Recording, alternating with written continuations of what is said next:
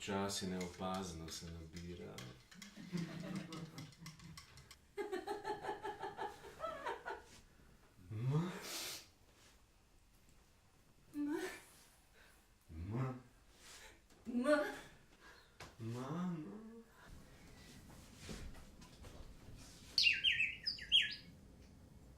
Oče pravi, upam, da si se znašel v tej deželi tuji.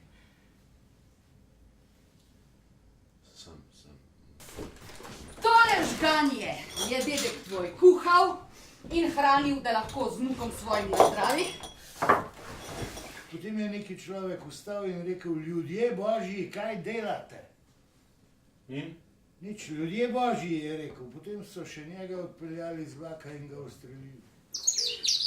Oče še pravi, molčati pomeni ne izgovoriti tistega, kar govoriš, ko si tiho.